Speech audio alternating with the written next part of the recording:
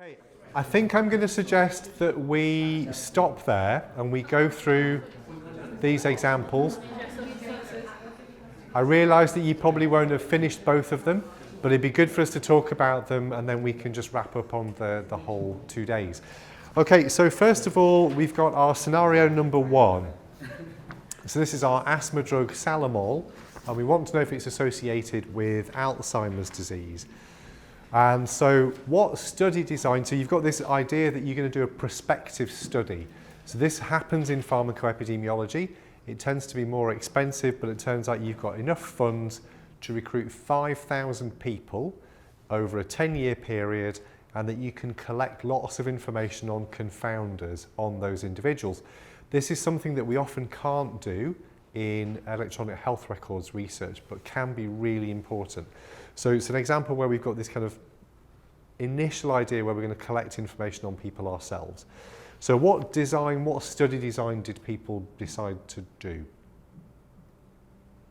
Randomized controlled trial. You're doing a randomized control trial. Okay, I'm going to tell you that you haven't got that much funding. So we're not going to do a trial. But I mean, in theory, you could. It would be very expensive. What could there be? There could be a problem with doing a randomized trial as well. What might the problem be? Maybe the escape model, because this drug can increase the Alzheimer's disease.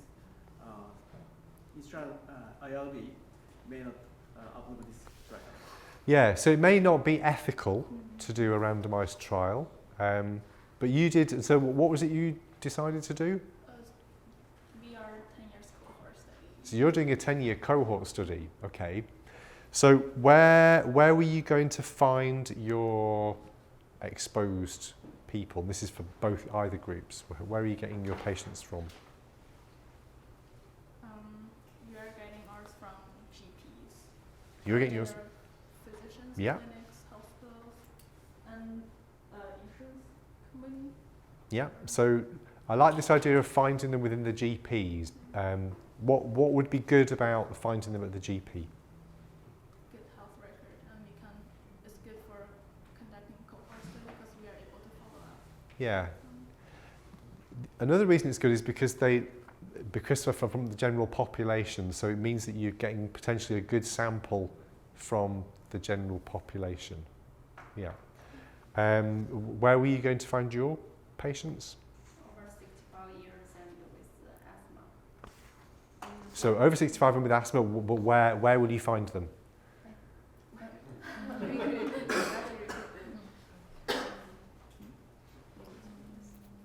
You didn't talk about where you'd find them? Yeah, okay, so it's an important thing about where, so I can see who my population is, and then I also have to find them. So your idea of the GPs is good. I liked your idea. So why are you choosing people aged over 65? Yeah, because because our interest is the risk of developing asthma disease. So if we choose some that younger, for like 20 years old, then it is difficult to find our interest within this 5,000 participants. Yeah, yeah. So we need to find people who've got some chance of developing Alzheimer's over the 10-year period. So if we pick people who are 20, we've wasted our money. Okay, good. So who are you having as your unexposed population?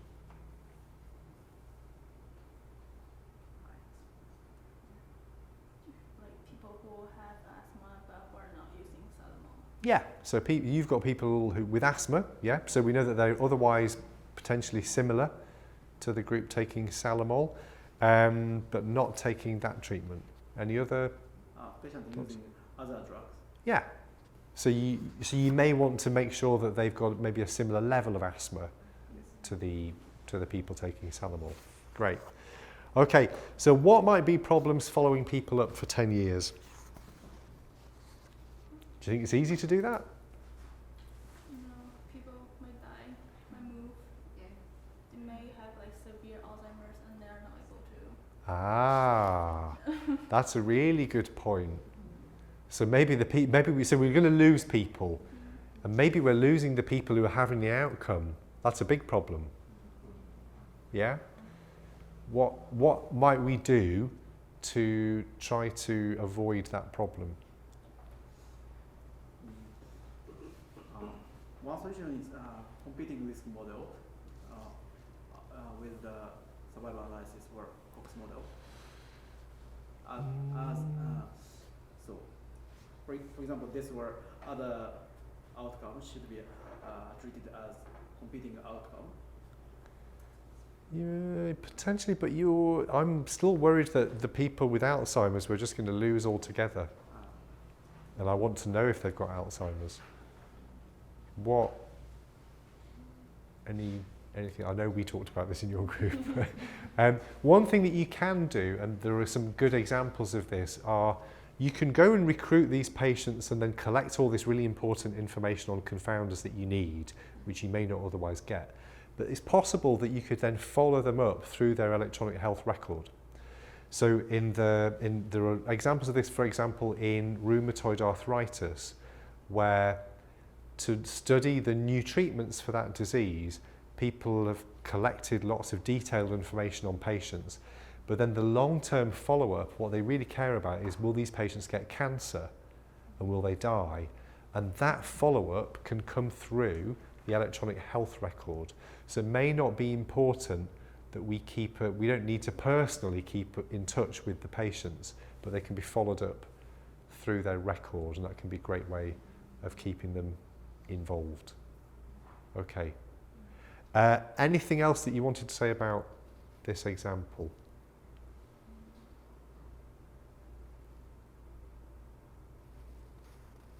Okay, well, while you can come back to it if you like, but so scenario 2, I think you maybe had less time to spend on. So this is a new antidepressant, funtoxamine, and it's been launched in the US for 5 years, but it's been linked to a possible increase of mortality from spontaneous reporting. So remember, this is a signal.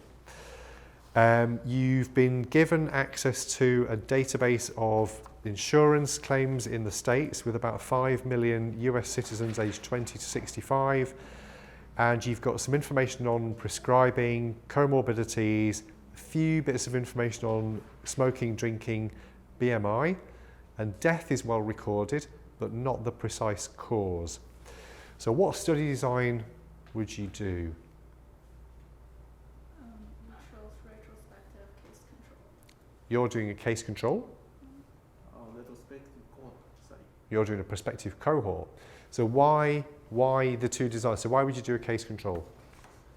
Kind of compare who's taking other antidepressants, compare the mortality within the population, who's taking fundoactman, compare the mortality rate in different groups. So you're doing it nested amongst people who've been exposed to antidepressants? Yeah. Is that right? Okay, that would be. Also, there's no ethical issues when it's retrospective. Yeah. Thing. Yeah. So there's no. Yeah, I agree. There's no ethical issues, and you could do a case control study. Yeah. And why would you do a cohort? First, we discussed the availability of self-controlled design. However, so neither cases or case crossover was one of the available because the exposure is not short time. Yeah. And the outcome is this, and the period after outcome is not available, so neither are available. So so I agree. So the death is a problem. The exposure being potentially long is not a problem. So it's as long as we can define when the exposure is, it doesn't matter that it could be long. But the death would be a problem. Yeah. And the next choice was because when we use the electronic health record, we can track so many patients. So the retrospective cohort study seems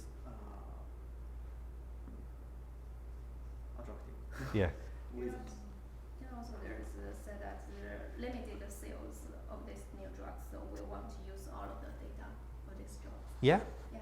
I think so. I think either design would work. I think that there are things that you would need to consider differently. And one thing that you would think shouldn't be a major consideration, but you're going to do this study, you're going to write it up and then publish it in a paper. Now, I might want non-epidemiologists and clinicians to read my study, and typically they will more likely understand a cohort design than they will a case control design. There's nothing less valid about the design, but it may be easier to explain to non-experts in our field what we've done through a cohort than a case control. But it's a minor consideration, but it's something to think about. Okay, great. So how are we selecting a comparator? So you've nested it within a cohort of people who've taken an antidepressant, so we've kind of dealt with that, I think. But who are your controls? It would be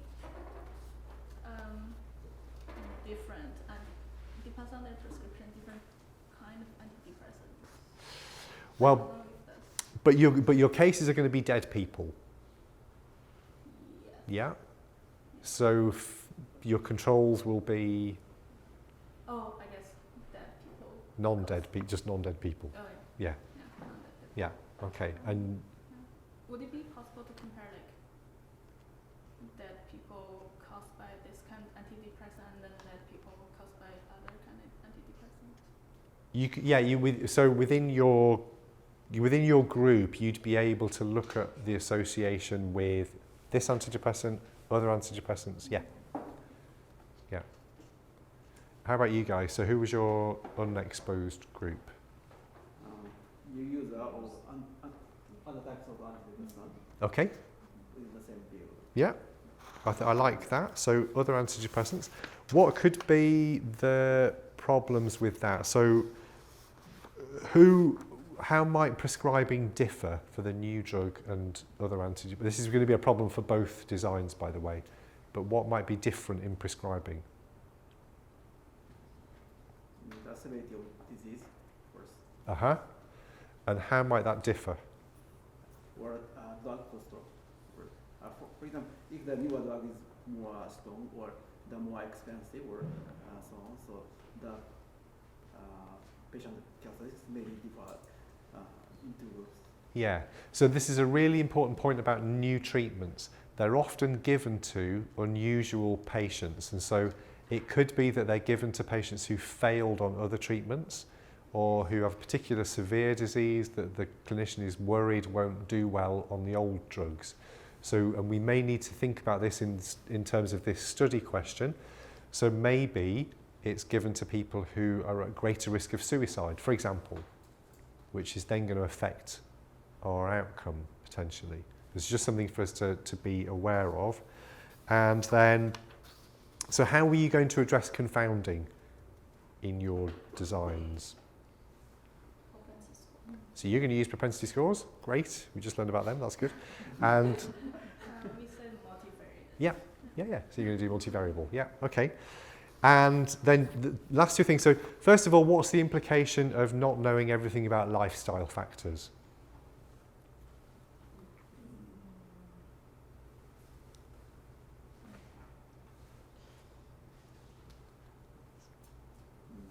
It may increase the unmeasured confounding factor. Yeah. So it means that we may have some unmeasured confounding still, which is always going to be a problem. And then the other big one is, why does it matter if we don't know the cause of death? Because of suicide. Suicide, for example, if the Uh-huh. patient is severe the depression and use this new antidepressant, maybe that is what we saw is this patient is maybe higher risk of the mortality, but in fact they just for the last stage they may choose suicide. Yeah, so maybe it's partly suicide, and that could be, and it's possible that the drug is causing, so there are these problems with antidepressants. It could be that it's causing, but we won't know. The all-cause mortality is a really it's a strange outcome. In a way, it's very homogeneous because everybody's dead, but everybody dies from something different. And if It can be accidents. yeah. And Could- not related to this drug at all. Yeah, exactly. And I think I mentioned the other day the example of proton pump inhibitors, and they've been linked with an increased risk of all-cause mortality. Well, with any drug, if they do increase the risk of death, then they do it through some mechanism, and they will only increase the risk of death through some causes, not all causes. So it's much better to have both a hypothesis about which causes of death we think may be increased, but also to have data which tells us what the cause of death was. Often people will do studies of all-cause mortality because they had no option. All they know is whether somebody died or not. But if we look at individual causes and we see an increased risk of lots of different individual causes, it makes me suspicious that the drug is a marker of just general ill health, and that people who are ill are taking that drug. Ill people are more likely to die from all sorts of things. So if you're interested in mortality, looking very carefully at specific causes is a really, really important way to see, is this a causal effect or is it just a marker of confounding where sicker people are taking this treatment? Okay. Are there any more comments or thoughts on these two examples? I've also got some handouts with suggested solutions here. As I hand these out, be careful when you take them because you need to take two sheets. There you go. So the scenario number 1 and scenario number 2 are on separate sheets of paper. Okay. And so is there anything that you wanted to ask or comment on from the 2 days that we've been together?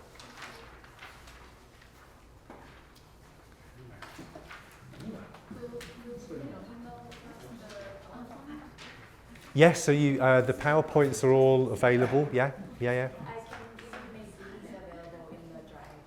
Yeah? Yeah, sure. Yeah. All of the materials Yes, I'll upload everything. available, yeah. Don't worry. Yeah. And it's been a real pleasure to spend the 2 days with you all. I've really enjoyed meeting you.